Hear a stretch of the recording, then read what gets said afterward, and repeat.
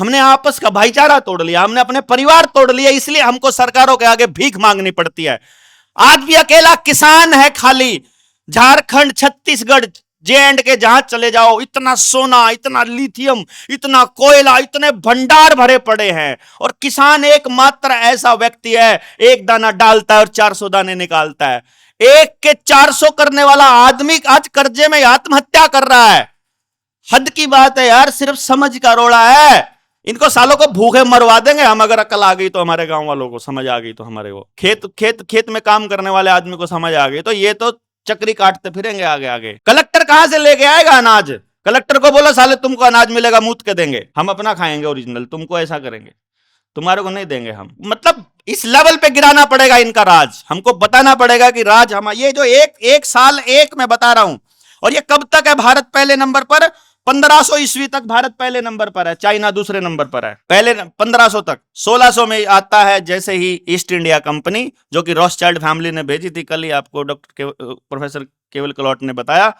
भारत आ गया दूसरे नंबर पर, चाइना आ गया पहले नंबर पर। और उस वक्त जब 1600 चल रहा है, तब भी टॉप 14 कंट्रीज में कहीं भी यूनाइटेड स्टेट और यूनाइटेड किंगडम नहीं है, कहीं भी अमेरिका और इंग्लैंड का नाम नहीं है। 1600 में पहले 14 देशों की इकोनॉमी में कहीं भी अमेरिका नहीं है और कहीं भी इंग्लैंड नहीं है। ऐसा क्या हुआ कि रातों रात जैसे जैसे यहां तक पहुंचते हैं, मैं बता रहा हूं कि यहां पहुंचे 1900 में इंडिया तीसरे नंबर पर आ चुका है, पहले नंबर पर चला गया अमेरिका, और दूसरे नंबर पर आ गया चाइना, और तीसरे पर भारत आ गया सन 1900 में। 47 अभी आना बाकी है। 1945 में भारत चला गया 5वें नंबर पर, पहले नंबर पर अमेरिका, दूसरे नंबर पर जर्मनी, तीसरे नंबर पर रशिया, और चौथे नंबर पर इंग्लैंड। चाइना गायब, चाइना भारत से नीचे आ गया 1945 में। 1947 में अमेरिका पहले नंबर पर, इंग्लैंड दूसरे पर। और अमेरिका पहले पर कैसे पहुंचा? द्वितीय विश्व युद्ध में जब रॉकफेलर फाउंडेशन ने सारे हथियारों की सप्लाई इधर से जर्मनी और इधर से यूरोप दोनों को दिया, दोनों मरवाए, दोनों को हथियार बेचे। हथियारों, आज भी हथियारों का धंधा कर रहा है अमेरिका, तो आज भी उसका काम तो यही है। तीसरे पर रशिया, चौथे पर भारत।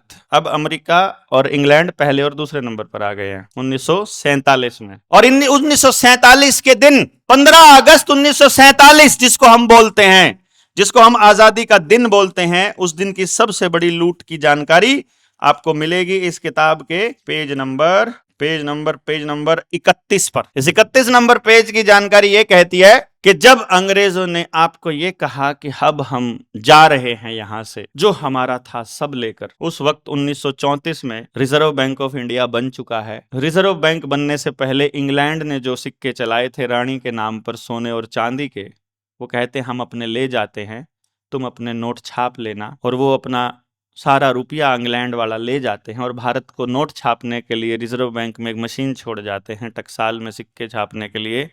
उस दिन वो जो पैसा यहाँ से लेकर जाते हैं सोने और चांदी की शक्ल में, यदि उसको सोने में तब्दील कर दिया जाए तो टोटल बनता है, ये मैं बता रहा हूँ 15 अगस्त 1947 की रात को।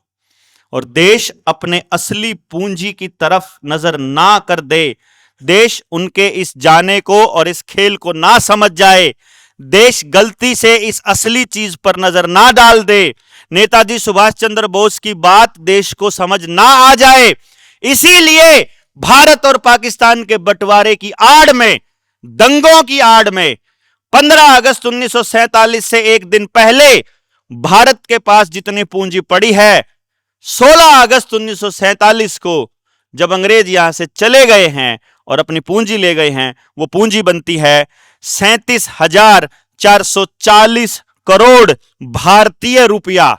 यदि उसको चांदी और सोने को सोने में तब्दील करते हैं तो टोटल बनता है 4,36,700 टन शुद्ध सोना। टनों में। आपको लगता है ये रेलगाड़ी आपके विकास के लिए बनाई थी? रेलगाड़ियां भर भर के सोना गया था, जहाज भर भर के, कंटेनर भर के सोना गया था यहां से, सोना और चांदी। एक रात में ऐसे रातों रात कंगाल कर दिए गए। और आपको बता दिया गया कि मुसलमानों ने अपना देश मांग लिया था, इसलिए हुआ था। गांधी, जिन्ना, इन सबको दुश्मन बना दिया और कह दिया इनकी वजह से देश बर्बाद हुआ था। अरे लॉलीपॉप दे के छोड़ रखा है हिंदू मुसलमान का, और हम लेके घूम रहे हैं। कभी सिख और हिंदू का लेके घूम जाते हैं, कभी जाट ब्राह्मण का लेके घूम जाते हैं, कभी राजपूत ब्राह्मण का, कभी राजपूत जाट का, कभी कुछ कभी कुछ कभी कुछ, ऐसे लेते हैं। असली खेल तो ये है, भारतीय रिजर्व बैंक द्वारा खेला गया खेल। उस पर तो आप में से किसी की नजर है नहीं।